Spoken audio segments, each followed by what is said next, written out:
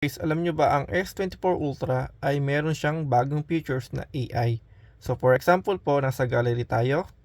And then yung ating AI icon, ito po yun. So yan. And then, as you can see guys, on the parking lot, syempre parking lot yan, may mga ibang sasakyan. So gawin nating solo si Kona, yung ating sasakyan, no? So ang gagawin lang po natin is ibebenta yung mga ibebenta tuloy. Bibilugan lang natin yung mga sasakyan. Saka itatapon na SST pala ididiin para lumubog ay hindi lulubog yan. So meron siyang lalabas na erase or undo. So gagawin lang natin remove. Ayan. So syempre na-remove na siya.